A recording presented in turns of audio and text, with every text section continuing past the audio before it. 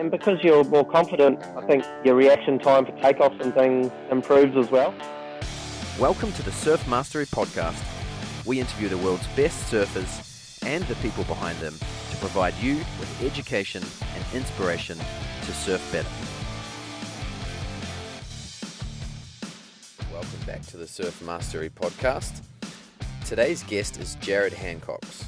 Jared is a sponsored surfer from New Zealand. In 2010 and 2011, he was New Zealand national champ in the over 28 division. And in 2016, this year, he was the national champ in the over 35s division. Jared's also won a bunch of competitions within his local area, Taranaki in New Zealand. And basically, Jared rips. Jared I've known for quite a long time. And the reason I wanted to interview Jared was because back when I first met him in his early 20s, he was one of the better surfers around. Back then, if you had asked me, do you think Jared will win a New Zealand title or get a cover on a magazine or anything like that, I would have said no. And he proved me wrong, and a lot of his peers wrong, I think. And you see a lot of groms at around the age of 10 start to, really focus on their surfing, and they get coaching done and they start doing training and they really, start doing surf trips. But Jared didn't really do that until he was in his 20s. I think now most people would say, that's too late. And I think that's what's really inspirational about Jared is, he proved to us that it's not too late to go on that journey of really, breaking down your surfing, getting coaching done, things like that. So that's that's how we start the conversation, actually. I hope you enjoy. So you didn't win a national title until you were over 28? Yeah, that's right. And I was in that division. I think the second time I won a over 28 title, that year I also got my best ever result in the Opens, where I got to the semi-finals of the Opens. Yeah. And how old were you? 28 years old then? No, I think I was about 30. Okay. Yep. Or 30 or 31. Yeah, because I remember when I first, saw you surf, you would have been in your early 20s, I guess. And, that's right. And, you were definitely one of the better surfers around Taranaki, but at the same time, you probably weren't quite good enough to be national champ or to have the cover shot on a surfing magazine. And then now in your 30s, that's two things you've achieved. So what I want to know is what changed? What did you do through your mid to late 20s that helped you to become, or helped your surfing to go to the next level where you were worthy of a national title, obviously, and a cover shot on New Zealand Surfing Magazine? What did you do? Yeah, that's a good question. I suppose, how do you get from taking another level going into your 30s, where I see a lot of guys and friends go backwards a level from that one decade to the next? I guess just consistency. And I was talking to a guy yesterday who's 67 and he's still surfing on a very regular basis. And he said for him, and this is probably a bit of insight for us all, he said for him, he's found that you've just got to keep doing it. And the more you make excuses, the more you will keep out of the water, and you'll find it easier to keep out of the water. But as soon as you start spending long periods of time out of the water, your surfing goes backwards. Mm. Obviously, when you're in your 60s, your surfing's kind of not going to necessarily be amazing, but obviously in your 20s, 30s and 40s, possibly your 50s, you can still surf at a really high performance level if you maintain. And I think just that consistency, but then not just that, because when you're surfing consistently, it's such a high demand on the body.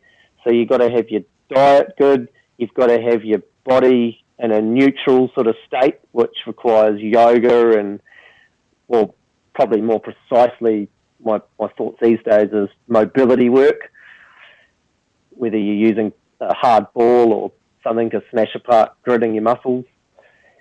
And good sleep. What we've talked about before, Mike, is where we can video ourselves and analyse our technique, get a bit of coaching, and a bit of strength training on land. Just trying to maintain at least that level that you're at in your 20s, and with the goal of only improving that level. Okay, so one of the things you did was change your diet. Yeah, I think once I don't know when that happened. I think right through my 20s and even into my 30s, I have slowly tried to make my diet better and better, to the point of, I think in the last 1.5 years, I've gone more organic, and I don't try and go crazy on the protein or anything. I just try and do what works for me, which is just a medium amount of protein and just plenty of carbs and fats. I think lots of carbs is really important for surfing because you're just burning so many calories. And I find if I just try and go on a real high protein diet, I just run out of that fast sort of tick, tick, tick, tick energy. Yeah. So yeah, just a good, healthy, balanced diet that works for you. I mean, another guy might be different to me. He might find that he needs more protein. I've got friends that have hardly any carbs and they go full on with the protein and they do a lot of gym and surfing. Yeah. But I notice they're not really fast in the surf. Okay. They're I guess going more for the game. Yeah, I guess the key concept is that you got to have the mindset of you want to improve your diet. Now, obviously, that's going to take a little bit of experimentation. You got to try a few diets and see how you feel on them. Try different foods and see how you feel on them, and that's what you've done. And you've seen, you've accounted that to some of your results in your surfing, which is, you can't deny that. And you also mentioned coaching. Is there any particular coach you used? I've actually done quite a few coaches. I just want to touch back on that food subject quickly. I think it's really important to have dialed in what works for you on the contest day and through, if you might be at the Nationals for a week. So you've got to be really dialed in, before the heat and after the heat.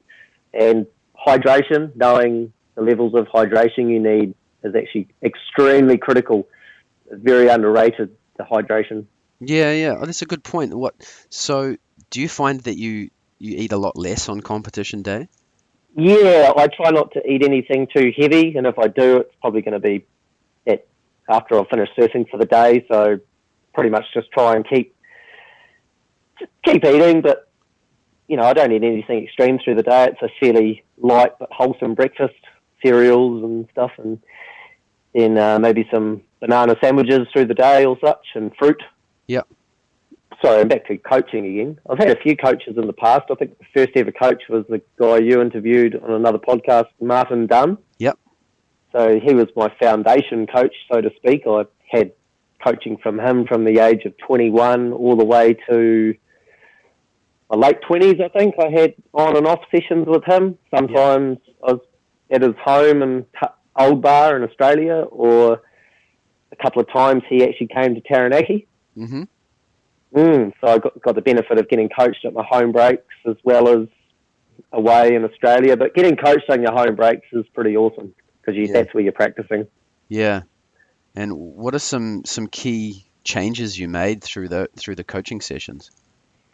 For Martin's original stuff, it was the wave selection, wave usage, like where you're trying to surf the wave and what you're trying to do with your first turn and that sort of stuff. So I wasn't really doing anything spectacular from his first lot of coaching. I was just sort of trying to apply all the theory. And then, of course, once you get more confident with how you're doing things, you start applying your speed and power to it. And that's when you can start doing your bigger turns. And who else have I had coaching from? Dave Davidson on the Gold Coast. He's done a little bit of coaching with me. Mm-hmm. He was a former World Tour surfer. Davo, yeah. Yep, bit of coaching at G-Land from him, and also I stayed with him in the Gold Coast at Rainbow Bay, and we did a bit of stuff at Snapper Rocks. And also Gary Cruikshank. He's an Aussie surf coach that was with the High Performance Centre for a number of years, especially in its in its earlier years. Mm-hmm. So he used to actually come over to Taranaki every year and do coaching with a squad of us surfers around here. Mm-hmm. So if we go back to when you first started getting coaching done, it was all about wave selection and the right choice of maneuver for the particular part and shape of the wave. Yep. And that's really, did that sort of really help to develop your rhythm in surfing? Yeah, for sure. I mean, if you want to be good at contest surfing and just look good in general when you're out free surfing, for and foremost is it's like a painter needs a good canvas to make his painting look good. So you really need to be selecting waves that, well, here I am giving a surf coaching spiel, but yeah, you want to get a good wave to make your turns look good. And then just the sort of lines you draw on the wave and what maneuvers you're trying to do with what sections is that's really, really foundational stuff. And then if that's your foundation, you can really build off a great foundation and just start to really build your surfing. And because I set that up from my early 20s, which is quite late, most grommets are doing it now from the age of 10 or such, but either way, I still set it up in the early 20s. So for the rest of my life since then, the last 15 years, that's been my foundation. Yeah. Was that a frustrating process? A frustrating what, sorry? Was it a frustrating process, like changing the way you approach surfing? Not at all, because I was doing all the stuff anyway, but I didn't have any guidance. So with guidance, I suddenly had direction, and I actually felt it actually pushed me and made me feel really good about going surfing because I felt like I had something to aim for. No, I've always loved getting coaching and getting video footage and going over it. It's awesome. Yeah. And what was your thing to aim for? What motivates you to get better? I don't know, to be honest. I guess I'm quite competitive, so I like to, I really want to get good results when I go in contests, and I really like to, I guess, put on a show, so to speak. So, I go for a surf and I want to surf, and I heard you talking about this with Matt Granger, is you go out and surf, you want to surf your best because it makes you feel good. So pretty simple drivers there, Mike, I think, just wanting to surf good, wanting to put on a show, wanting people to be, oh, wow, that was good surfing, man, or and you're like, you might have done thousands of hours of hard work for that moment, but just to be able to go out and just surf good, mate, that's just the best feeling ever, I think. Yeah. So thousands of hours of work behind it. I guess so, yeah. That's a key concept. I think a lot of people just don't realize how much work that goes on behind the scenes for a lot of these good surfers. There's so many hours spent getting coaching done and footage and playing with diet and training and things. So what do they say? 10,000 hours to become an expert. That's the one. That's the one. And then with surfing, it takes even longer because, as you know, you don't spend the whole time in the water actually surfing waves. That's right. Yeah, for sure. So you're actually spending a lot of time getting good at paddling. Yeah. Yeah. That's a big, I'll tell you, that's another big thing for surfing and longevity and getting better as you're getting older is just having good technique with your paddling and even the way you're doing some of your power turns and that, because if something's a little bit out, you're actually going to wear down the life of the joint considerably. For example, slouched shoulders, you're going to start wearing out the joint really quick, and then you're going to have a bung shoulder by the time you're 40 or 30. Or people are doing injuries at a young age in surfing, and it's very important to keep all those joints supple and free. Yes, yeah, definitely. And actually did an interview with Rob Case, which I'll put a link to in the show notes for those listening, about paddling technique and how important it is and things. But you mentioned one of those things that you do is yoga to help that. I started doing yoga. I got a yoga book for my 22nd birthday, and that was about the time I started yoga, and that was really beneficial. These days, I find yoga, the most beneficial part of yoga is just getting your energy flow balanced and getting yourself calm in an otherwise hectic world, that, the Western rat race, so to speak. And I don't actually put as much emphasis into the stretching out of one's self. I actually focus more now on specific areas that need mobility work. For example, my hip flexors or my shoulders or my knee or my ankle. So I'm doing all sorts of stuff now that's actually, I don't know if you heard of Kelly Starrett, but I've been doing a fair amount of mobility work that he teaches. Oh, yeah, yep. So I'm, wrapping your ankle up in what they call a voodoo band, and you're almost cutting off your circulation, and then doing a bunch of movements for a minute or two, then releasing it. Just random stuff like that. Like I said earlier, also using a foam roller, using golf balls, tennis balls, lacrosse balls, all sorts of stuff just to smash apart stuff that needs smashing apart, and getting the joint to be able to sit in a nice neutral position. Yeah, Kelly Starrett, mobilitywod.com. Definitely an awesome resource. He's got a YouTube channel, heaps of free stuff. So, I encourage anyone to check that out for sure. I guess, as we get older, those niggles start to creep up on us, and it's as you said, it's pretty easy. There's only a little bit of work you need to do, a bit of yoga, a bit of mobility stuff to keep on top of it, and you can just keep surfing, like you said, at a high level through your 30s, 40s, and definitely your 50s. I'll tell you what, I've had periods, like probably a month ago, I was doing so much surfing one period that there's something in my hip went so sore and stiff, I swear to God, it felt like I was going to need a hip operation. I just thought, right, I've just overdone it. I've overdone my hip, all these top turns and Rios and bottom turns, and I was limping and everything. And, the last couple of weeks, just from changing a bit of my mobility work, it's 100%. And I've just surfed 9 days straight in all sorts of conditions, and including competing in a contest on one day, and I feel great. So it's just, their mobility work is so crucial. Yeah. So when do you do it typically? Actually, that's just reminding me of another crucial thing. But mobility work, generally I'll try and do it before bed, because you're going to bed and in theory you've relaxed out stuff, you've done stuff that's equivalent to a massage perhaps, and you go to sleep, your body repairs in a much better state. But I do certain mobility things before I surf as well. I make sure I'm nice and the muscles are fired up, but that's sort of more coming back to warm-ups, and that's actually something I forgot to mention is, and I can't say it's importance enough, is that warming up before a surf is so crucial. And it's cold here in Taranaki, and it's been like single digits in the mornings and pumping surf at single digits. You can imagine, you get down to the car park, you've got to get in a damp wetsuit, damp booties, and paddle out. And if you're already cold and you're adding to that cold, you're going out and you're trying to surf good on a wave, it's just an injury waiting to happen, in my opinion. Yeah.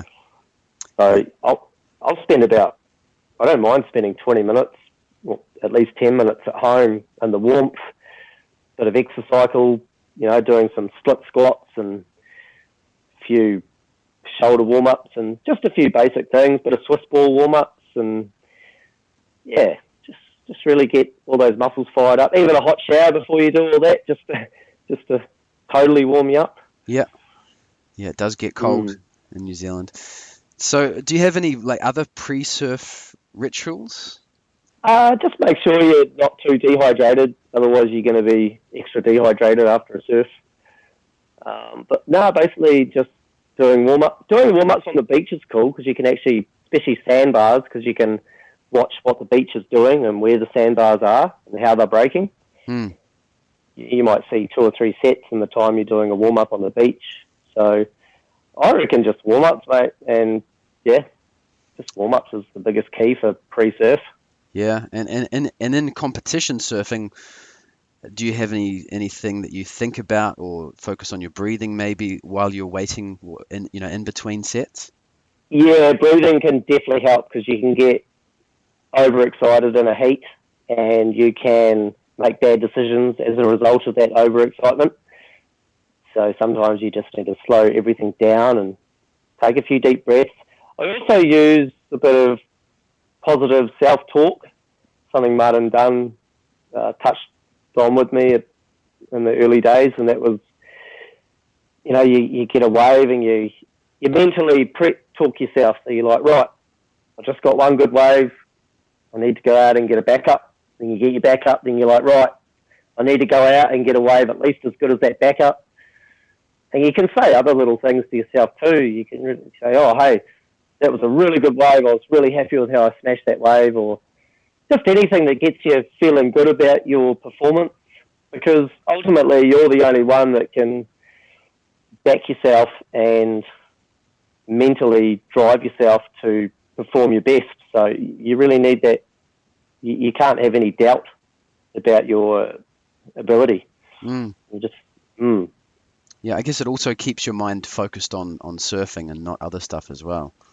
Yeah, for sure. And depending on what event you're at, like I know, some guys are going to QSs where the first heat they're surfing in is like a full-blown final. There's so many good surfers that there's no easy heats these days on the QS, I'd imagine. But for me, I've got a local club comp event, and I suppose there's a lot of guys that just do club comps. And you might have to surf 3 or 4 heats in the day, maybe 5. So it becomes a day of endurance. So you have to be clever about those first few heats, so you're not peaking too early.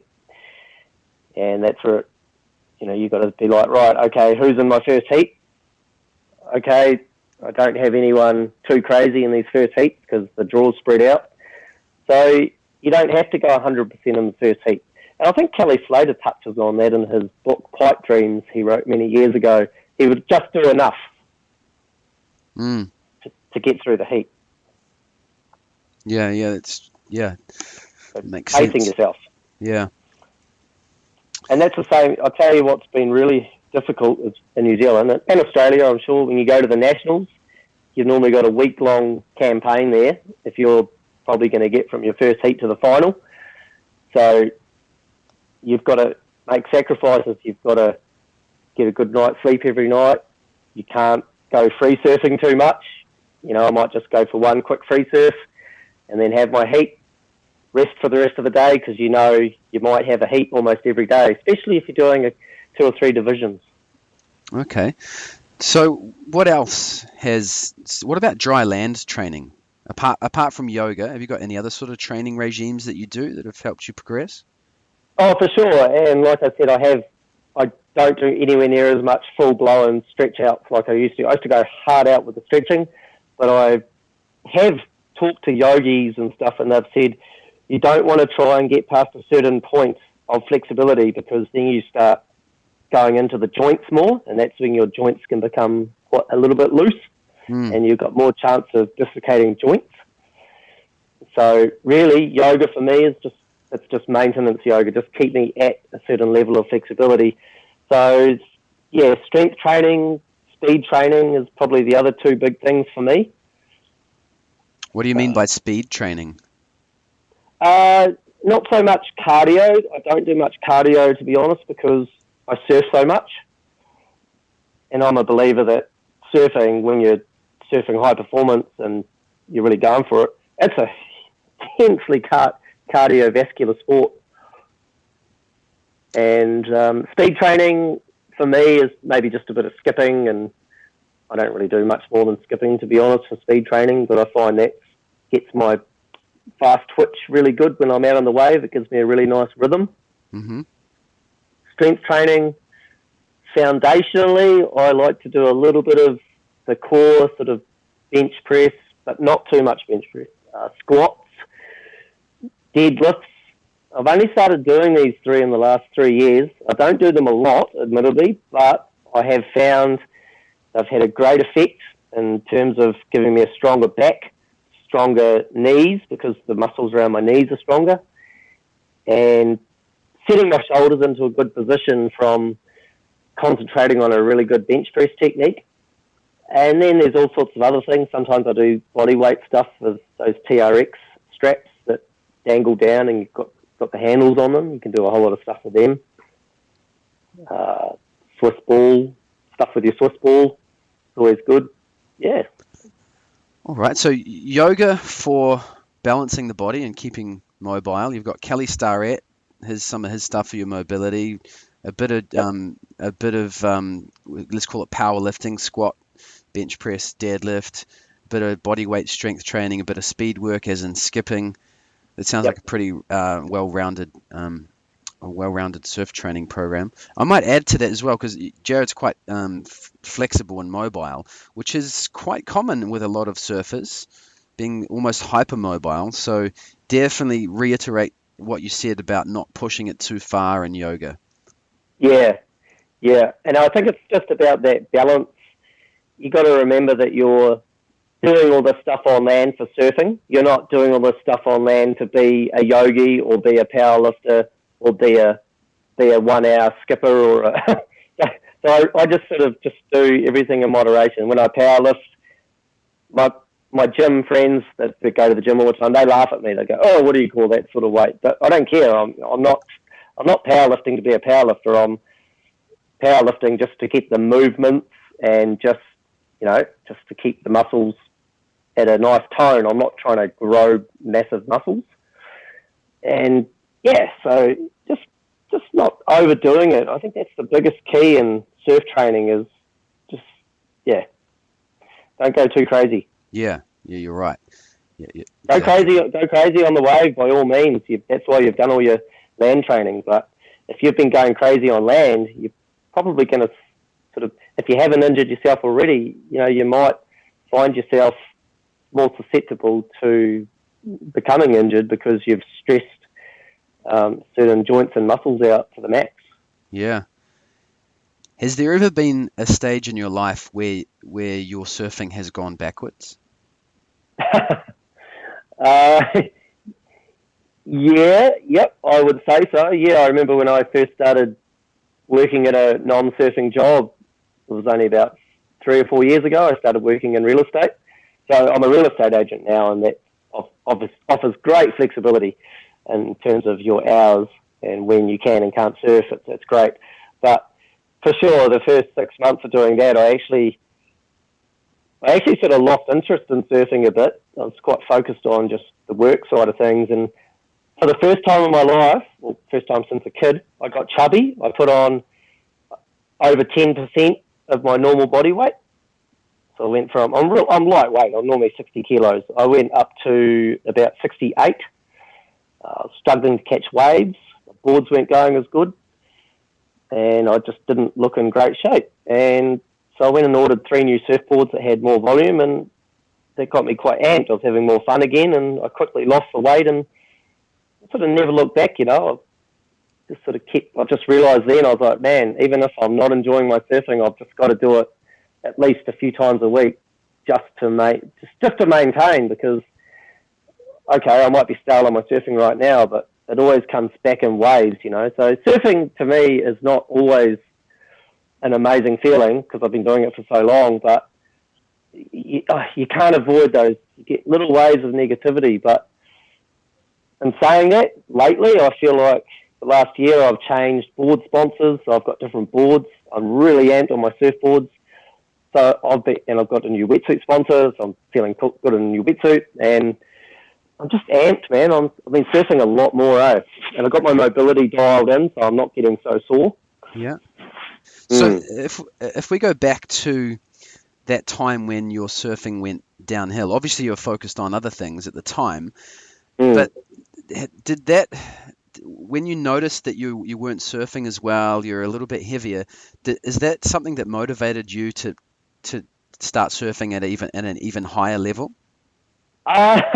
No. Funnily enough, I hadn't sort of been at that weight for so long. I was just forever. So I was like, oh, this is kind of cool for a change. But as strange as that sounds, I was like, for once, I'm not like a skinny stick.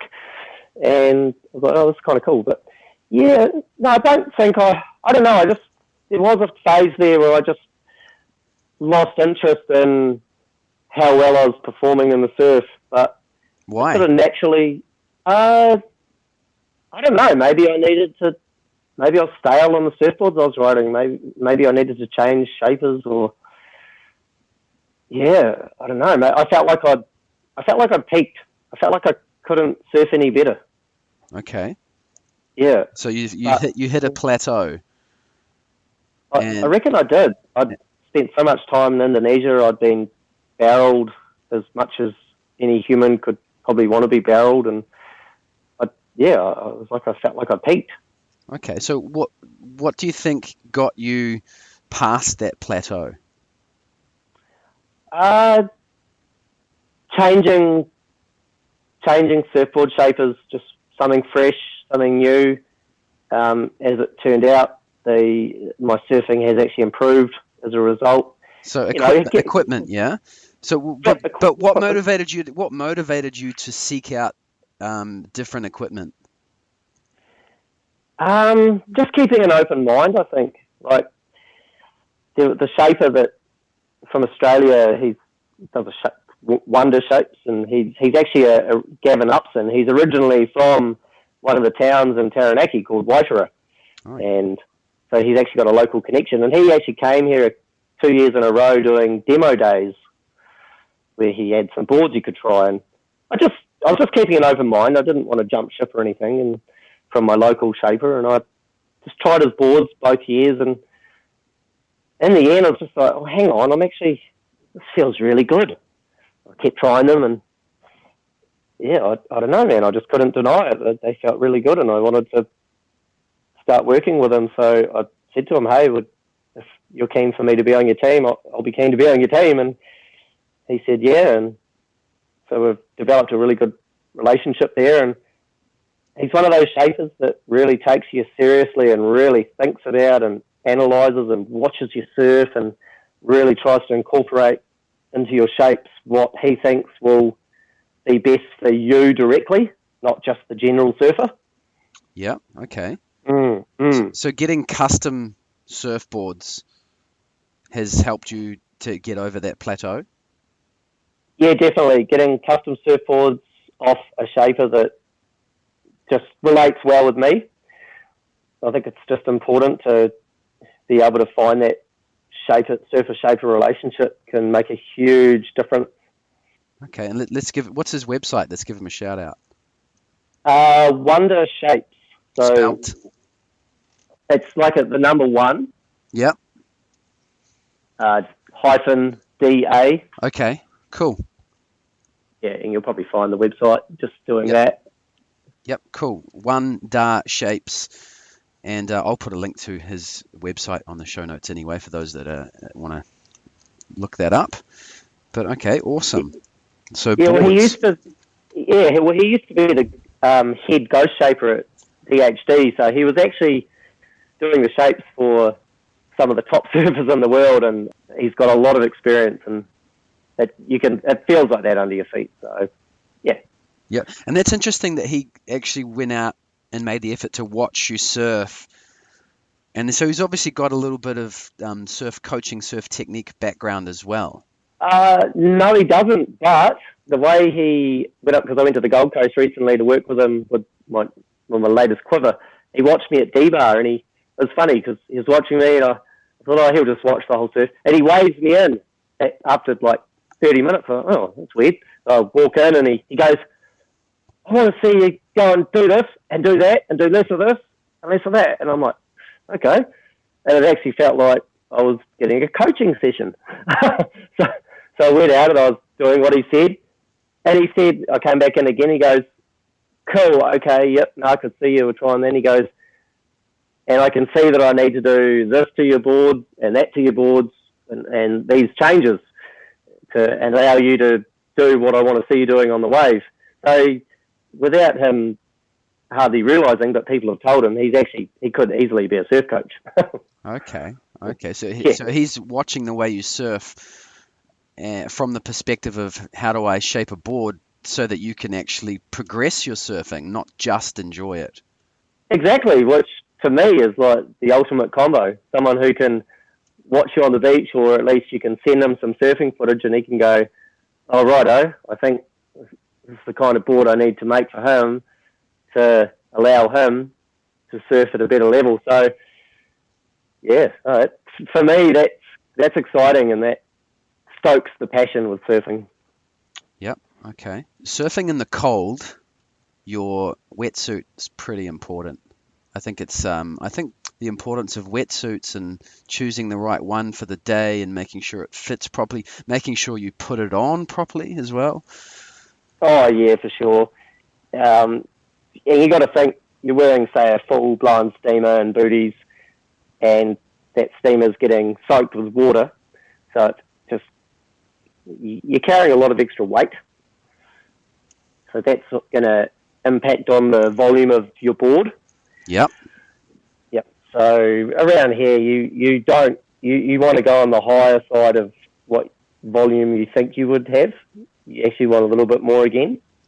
And you said you'd changed wetsuit sponsors. Can you tell us why? I was with what I consider to be, one of the best wetsuit companies. I was with Excel Wetsuits for a good 10 years, and I loved their suits. They were awesome. They were flexible. I couldn't complain. And, wear my 4-3 through the winter and cold days. Usually have a vest and a hood as well, and booties. And actually, a friend of mine in my city, he started getting in Matuse. It's called Matuse, Matuse suits. Yeah. Wetsuits. And local girl who's been on the world tour, Paige Harab, she's actually sponsored by them too. And he said, "Hey, you want to ride these suits? I'll hook you up." I said, I thought about it for about a month because I loved Excel for so long, and I did a bit of research on them, and I thought, actually, they sound pretty cool. I'll give them a go, because the wetsuit material is actually, it's not neoprene. It's called geoprene. Yeah, Matuse claim that they only let in 5% water max, while neoprene is 35% water plus over time it breaks down. Yeah. Mm. Yeah, I've got a Matuse wetsuit in my wetsuit quiver as well.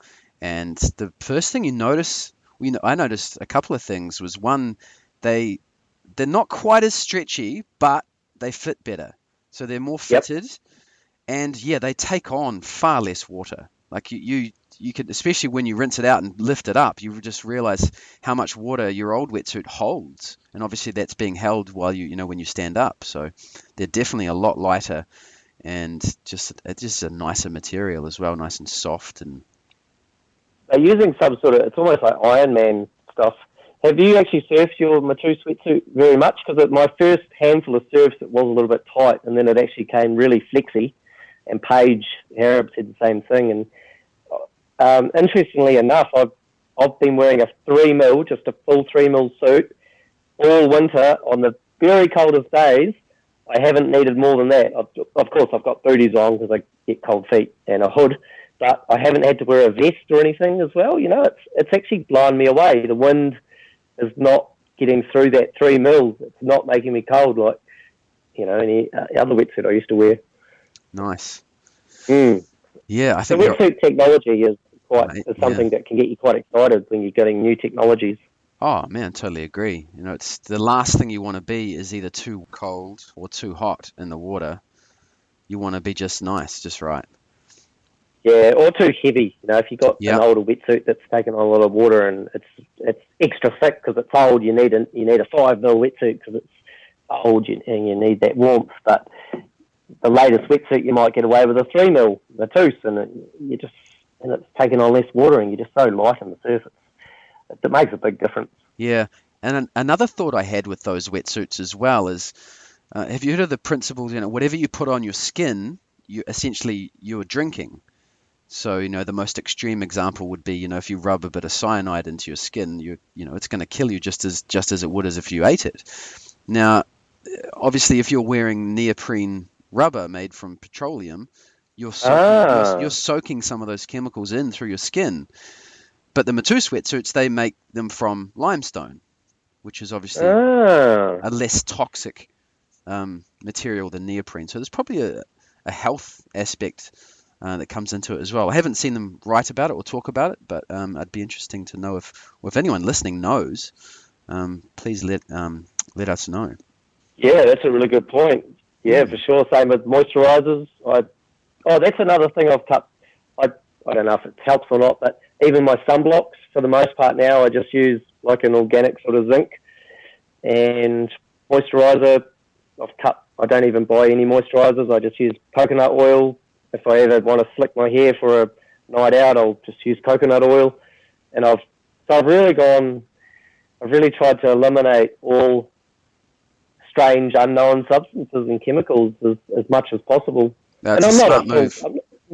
I'm not a full-blown hippie on it. I still eat normal stuff and eat, go out for takeaways and that. But I think just doing anything is better than nothing.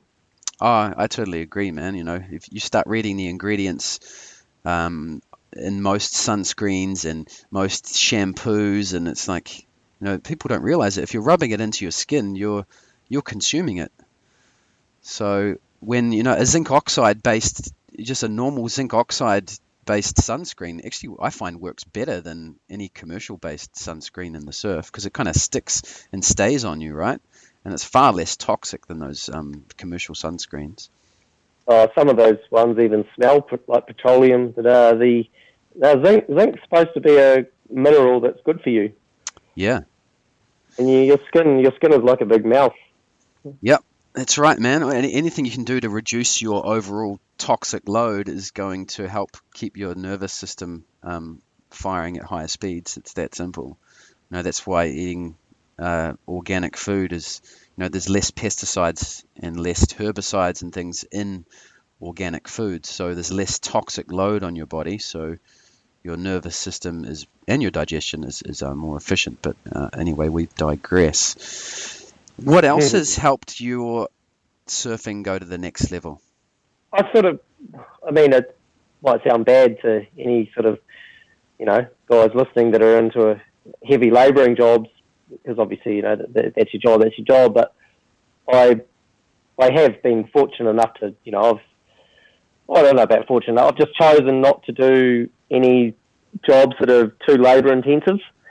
So, I think if I'd been doing heavy labouring for the last 10 years as a job, it would have been pretty hard for the body to withstand all that surfing and training and stuff as well. You'd be loading up your back a lot more.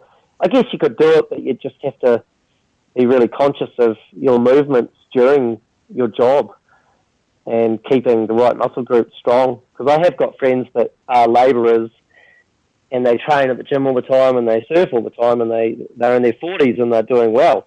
And their only injuries and niggles is from when they played professional rugby, and they've still got plates in their body and stuff from that, or artificial hips at an early age and stuff. So, I've got friends in their 40s and they really do push the envelope, and they're in great condition apart from, old injuries. I think maybe what you're trying to get at is that, and correct me if I'm wrong, but when you go surfing, that time you spend surfing, that's, for you, that is your most focused and intense physical activity, right? Yeah, that's my most labour-intensive thing in my life is the surf, for sure. So even when you're training for surfing, you're still holding back a little bit because you know that you'd rather put that extra little bit of effort into a man turn. Oh, 100%. The amount of times I've done my powerlifting and gone to an absolute max in a deadlift or a squat is very rare. It's normally I'm doing a bit of a load, but I'm very rarely am I ever like maxing myself out to an animalistic state. But when I do a carve, when I get a big wall at my local break, like Rocky Point or something, and I want to lay on that rail, I'm just putting 100% everything into it, putting everything my board can take. And that's where I get amped, But for some people, they get the most satisfaction out of putting that 100% into the heaviest squat or running the fastest 100 meters they can run or what have you. Yeah. So that, just the way you were talking about putting everything you've got onto the rail of your surfboard, maybe that sounds like that particular moment when you've done an awesome turn.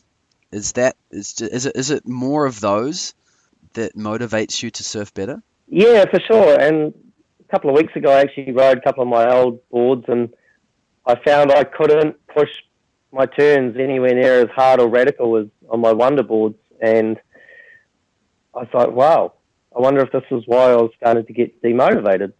Is it? I don't know. I mean, because on my Wonders, I'm going out and it feels like I'm at full throttle. I don't really have much of an excuse. It's more the jockey than the horse, because if you've got a board that's really, really good for you, you are the limiting factor. But when your equipment is the limiting factor, well, you're going to reach a plateau that you can't get past.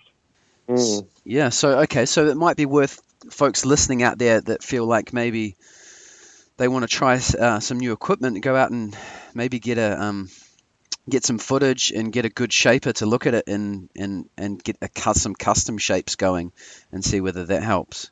I've actually got a couple of Wonder boards for some of my friends, and I've showed Gavin footage of them, and they're big guys. They're like 90 kilo plus guys, heavyweights, just full of muscle, and they've always struggled to get good boards, like really struggled, and they're always riding quite often those HS, Cryptos and stuff, and they surf fairly well on them, but they got some customs off Gavin, and these Wonders, their surfing's just gone like another level. They've started going vertical, and they never used to go vertical, and starting to do proper bottom turns, and they've even commented that they're getting less sore body parts from surfing these boards because they're customised to turn properly for them. Get a good board for you, and make sure you got enough volume. I see so many guys that they're a bit overweight or they're not quite fit enough, and they're riding really thin boards because they're like, oh, but if I lose the weight, or oh, but when I get a good wave. But come on, the reality is 95% or more of the surfs you're surfing, the waves aren't going to be that great, and you're probably not going to be at your peak, and you're not going to surf your best.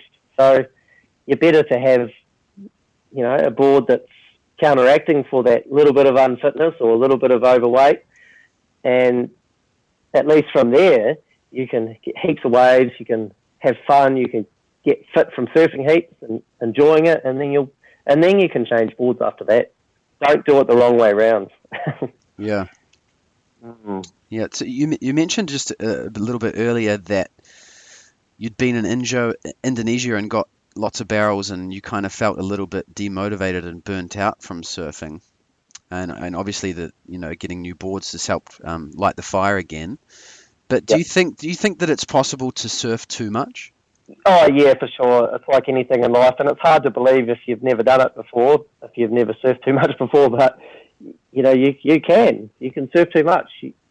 Surfing it's a great thing, but you can definitely do too much of it, and it's taken a little while to happen. But I don't know why, but I've had this feeling that if I did something that was non-surf related in my life to balance things out, I'd enjoy surfing more, and it slowly happened. I got into real estate, which is not a surfing related job, and I think just having that balance of being able to go work for a while and focus on something completely different to surfing, even if it's for a few hours, it really helps keep the freshness in the surfing.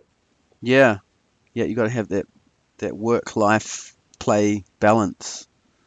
Yeah, or it might be a hobby. You might need a hobby. You might work in the surf industry, so it's hard to get away from it. So you probably just need a hobby to break it all up that's not directly related to surfing, whether it is playing golf or,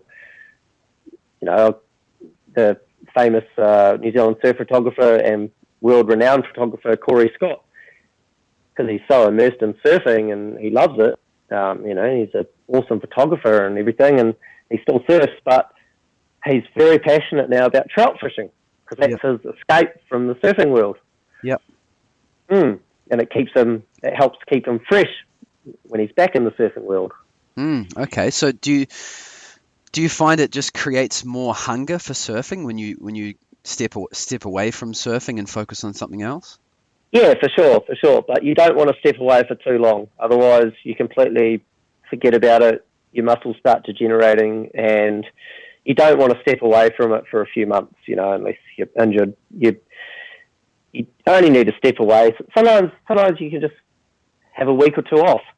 If you're really, really burnt out on surfing, just have 2 weeks off. But no, you shouldn't need that long. You should, if you got the balance right in your life, you should be able to and your diet right, and you're having good sleeps, and your boards are good, you'll just be surfing pretty darn consistently because you're feeling good about it and feeling good about yourself. So, on your journey towards progressing your surfing, what's some of the biggest obstacles you faced? Like through the years? Yeah. The first thing that comes to mind? Oh, the first thing that comes to mind was the challenges faced was in my early 20s. I've finished school, and then I dropped out of a computers degree I was doing because I just wanted to surf. And of course, most people will find this. You'll meet resistance from family, from even friends, and there'll be a lot of people that'll probably tell you can't do that. Older guys that are been in their career for many years, you can't just go surfing. You have to get into a trade. You have to do this or that. And okay, eventually I have got into the trade of real estate, but I made that surfing thing go crazy for all through my 20s. I guess where there's a will, there's a way, and if you want to just thrash it, you want to live the dream, and I never got stale on it through my 20s, and I thrashed the hell out of surfing. So if you want to do it, make it happen, and you'll actually start meeting a lot more supportive people if you stick to your guns, and you'll end up finding there's people that'll help guide you and make it happen. And it might not be an easy path, but you only live once, and when you look back on it and you go, oh, I did that. I faced a lot of negativity and resistance, but I did it. So obviously you got to keep realistic to a certain degree, but you got to try and be resourceful and make things happen. Yeah. Did you struggle with small waves much? Yes and no. I've never been like a superb aerialist. I've had moments where I've sort of flared in the air, but not consistently, which is obviously a pretty key component of being a great small wave surfer, I believe, is your aerial game. So I've never been a master of the aerial. So, but being 60 kilos, I've actually ended up doing quite well in certain contests against bigger guys. When the waves are half a foot, 1 foot, 1.5 foot, you can get up quite a bit of speed when you're 60 kilos on the right board. But in saying that, being that light, you can have that disadvantage of if you get the same section as another guy who's 75 kilos and you do exactly the same turn on exactly the same equipment, with the same speed, I can just about guarantee you he's going to throw a beefier spray, the 75 kilo guy. Throwing spray in general is something that is harder for me to do at my weight. So for sure I have to work on having the right equipment, the right timing, having to speed up. And yeah, surfing in Indonesia really helped with my forehand with that, learning how to do fast rail turns. Was going on surf trips quite an important, let's call it a strategy for getting better? Like, put it this way, if you had just stayed at home and just surfed your home breaks all the time, do you think you would be as good as you are now? No, I would have just got too stale, I reckon. Just surfing day in, day out, and the same waves. No, you have to go, you have to travel, you have to surf different waves, even if it's just a quick 1 or 2 week break. You need it. I talked about doing something that's non-surfing related, but you can keep your surfing fresh just by doing surfing stuff like surfing different waves, surfing warmer waters or colder waters or whatever floats your boat. But yeah, traveling, being in different cultures and environments, it's definitely part of that key of variety. When was your first trip? First trip, well, probably the first trip I'd really count overseas apart from Australia. I don't really Australia is a funny one. It's not too much different to New Zealand in some senses. It's similar culture. And Yeah. Well, when was your first trip to Indo? that was at the age of 23. So I started going every year after that, and I've racked up at least 2 years straight. Oh, if you count up all the days, I've racked up at least 2 years in G-Land alone. I used to work there as a surf guide for a while as well. So that really helped with surfing bigger waves. And So was G-Land the first spot you went to? Your first trip? Yeah, Bali and G-Land was the first destination. What's the first thing you noticed about your first? Do you remember your first surf in Indonesia? Gosh, I can't remember where I first surfed, if it was Uluwatu or one of the beaches. But I just remember how, perfect the waves were and how they race down the reef and, really draw off the reef quite nice. And then when I got in some bigger, hollower waves, I ended up getting inside barrels so cylindrical that I'd never really experienced that in Taranaki. I'd only had little barrels here. So, over there you end up in barrels that you can just stand up in. And that's not common for a lot of places.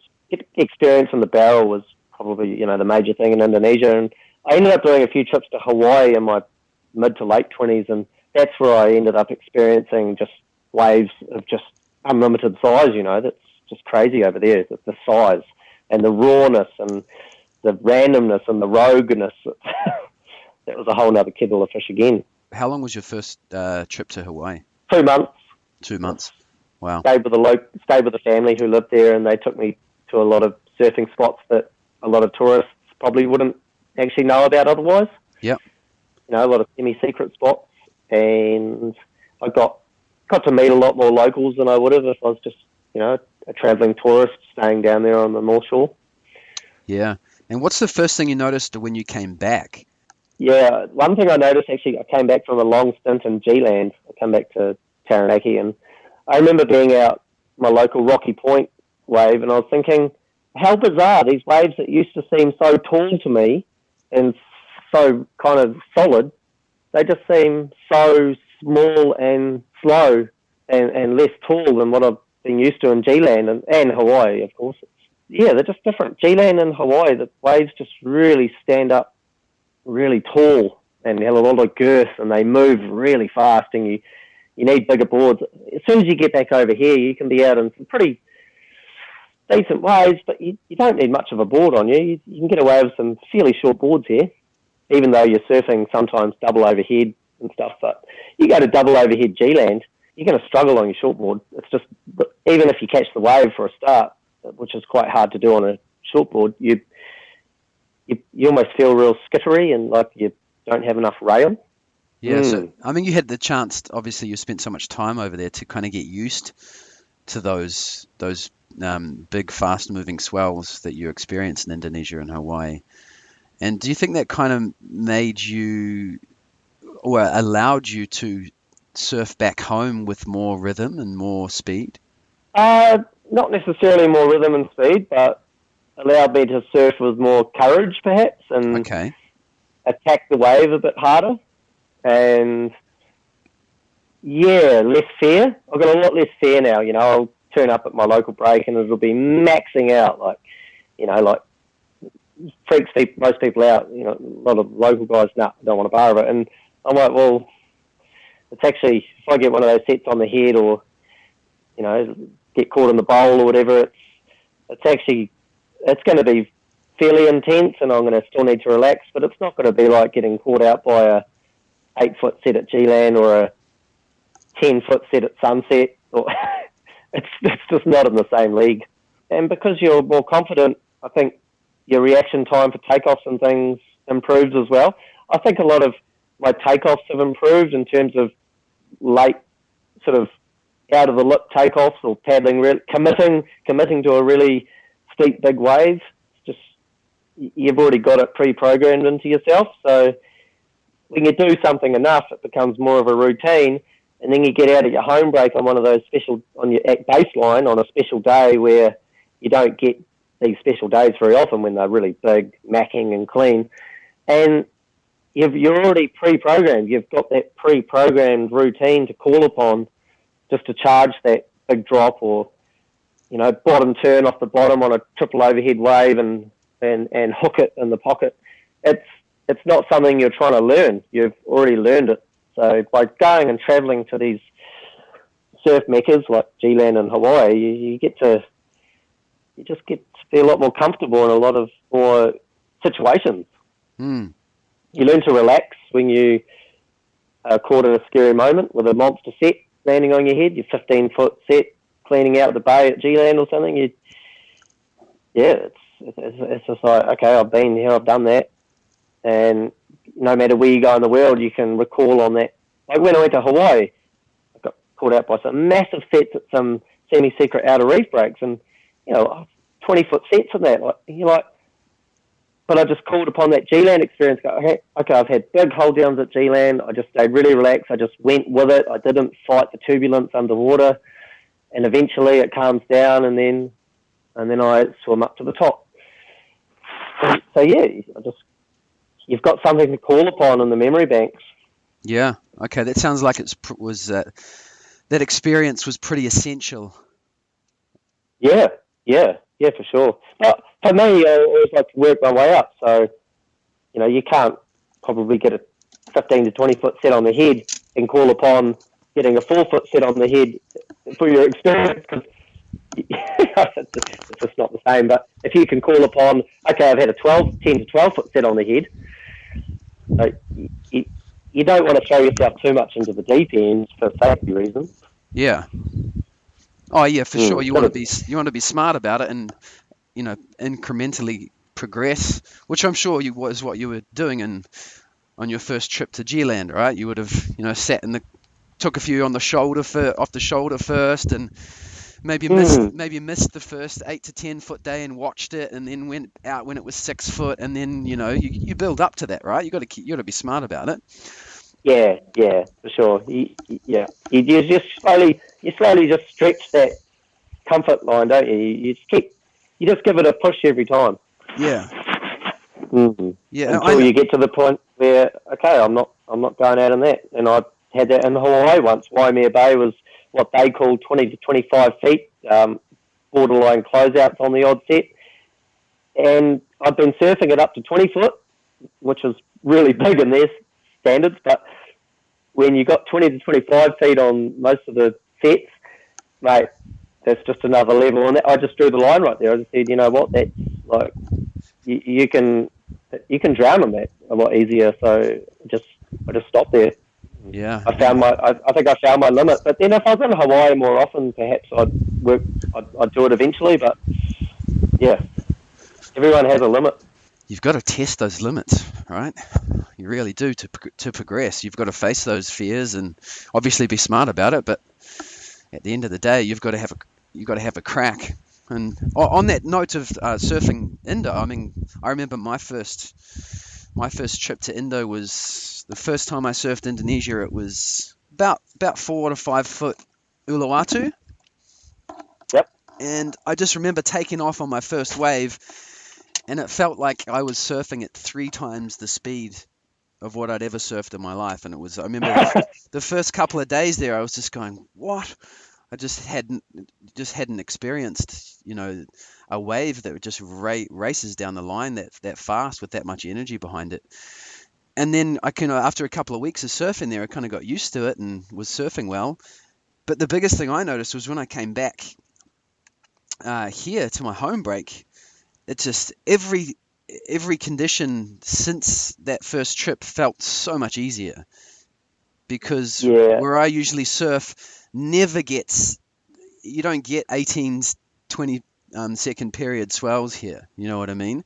But when you learn how to surf those big powerful ground swells, then I just found that I was so much more relaxed in all situations. And like you said, when you're confident and you're relaxed, you react faster, you're more in rhythm.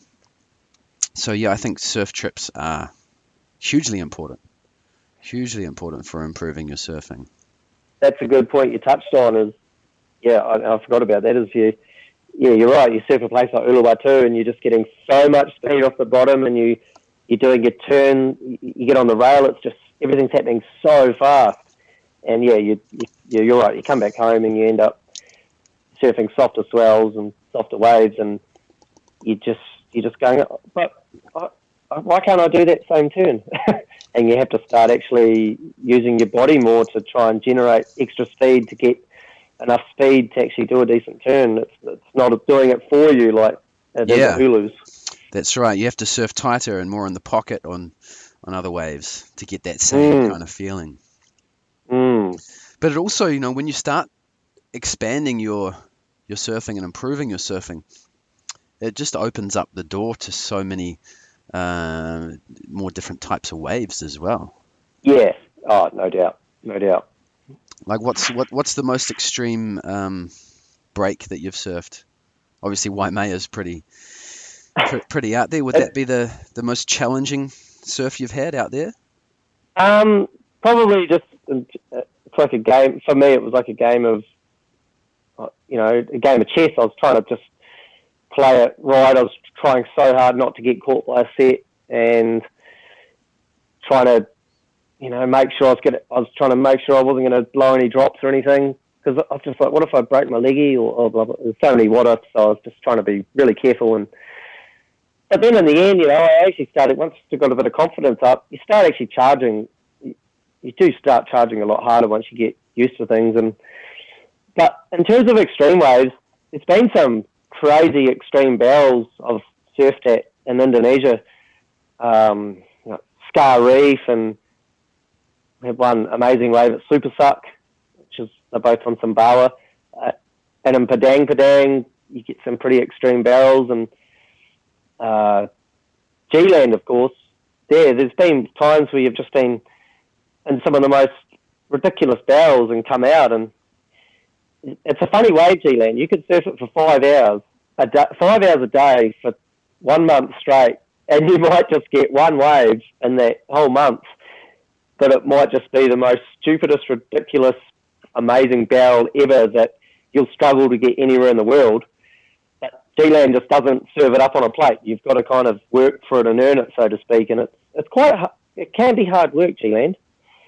But it's there, the potential is there, but you've got to know the reef, you've got to have the right equipment, and you've got to be in the right position, and sometimes there's a little bit of luck, but knowing the certain semi-secret takeoff spots that you can hang out at and wait for the certain rogue wide ones, etc.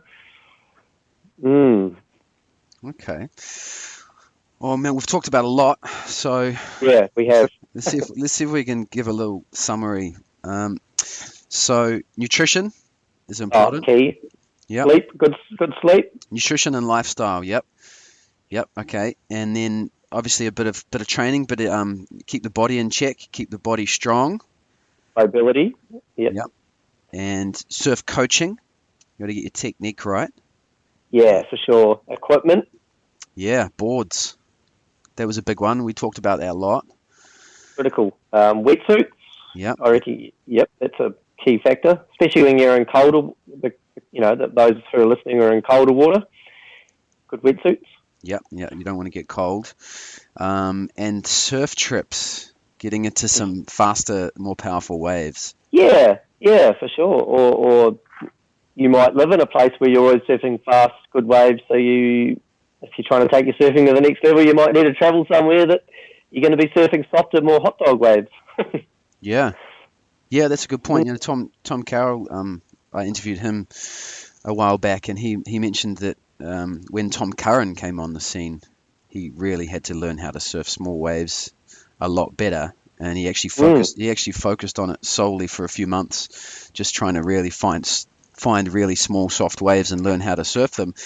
And he said when he came out of that process, every other aspect of his surfing was better, because learning how to surf those small waves really made him really attentive on the detail of the wave. Yes. The little ripples on the wave, and trying to find where the power source is. So I agree, both extremes. Like, surf the biggest wave you can. That's one of my goals. I want to surf the biggest wave of my life every winter. Hopefully, right. For the rest of my life, we'll see. But also, I've been trying to trying to surf the smallest wave I can as well. Okay. Which has been a real challenge, but it's been really fun. I've learnt to there's been so many surfs recently where it's just so small and soft, and no one else is surfing. So always get the line up. I find you always get the line up to yourself when it's like that. So. Okay.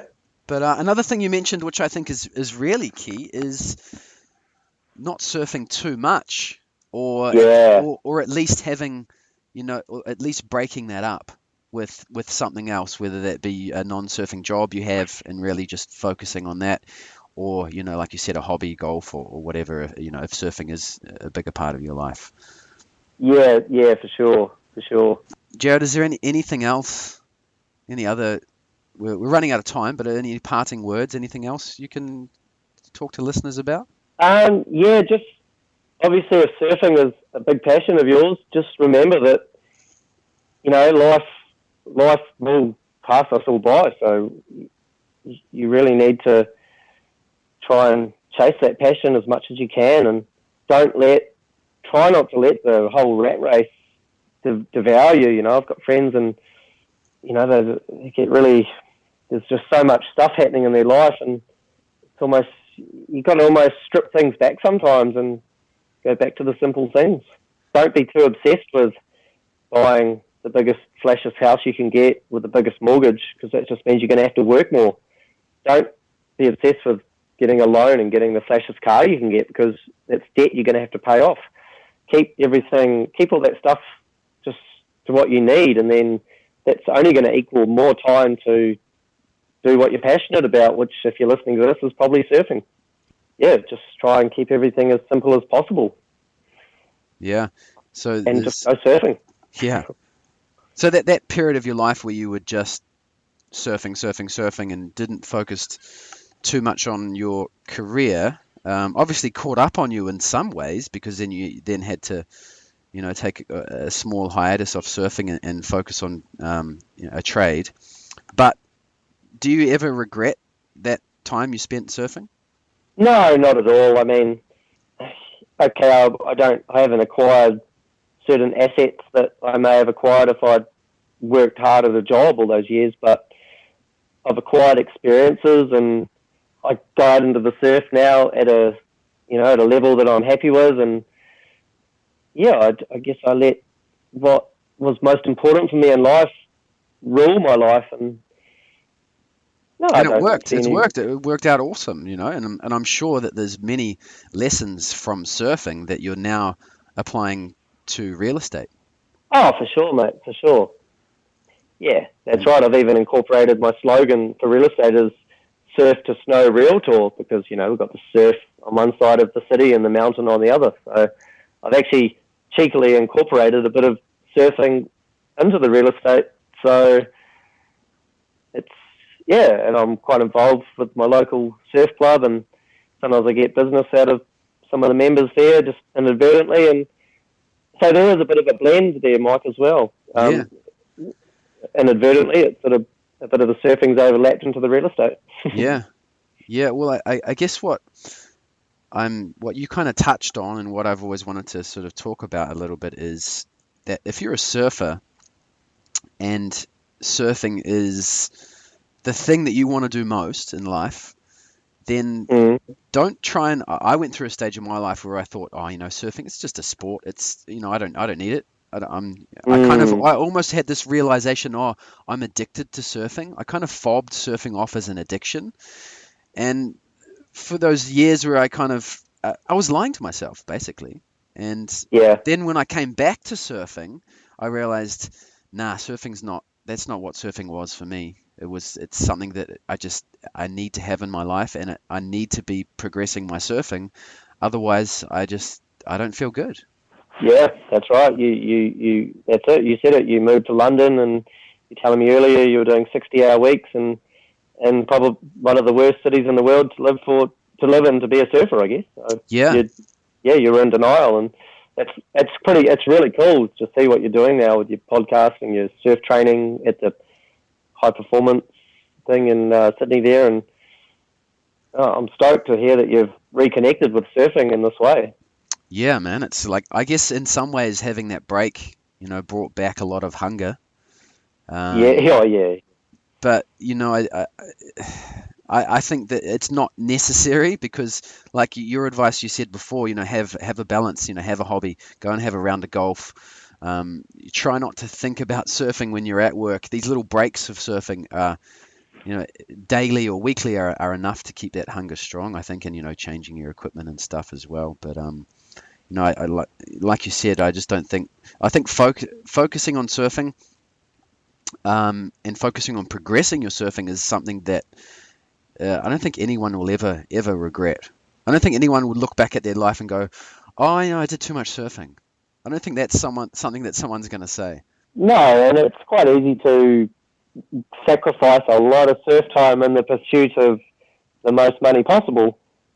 For a lot of people, if they get more immersed in a surfing lifestyle or move somewhere, they're not in the big city, they might want to move to a place where there's good surf, but you can't have as good a job, so you get a big pay cut. All those things it's a hard decision for people, and I don't know. I guess it's whatever's good for you. But I personally have chosen the road where I've chosen to make less money, but just stay connected with surfing my whole life. Yeah. And then one of the things you said earlier was, I asked you when you did your mobility work, and you said in the evenings before bed. Now, most people are just watching TV. Do you know that? I think that's a big thing that we've got to realize, is that we've kind of got to, in some ways, if you want to get better at surfing, you do have to be a little bit obsessed. And instead of watching TV, get on a mobility ball and work on your mobility, or do some specific strength movements, or study some.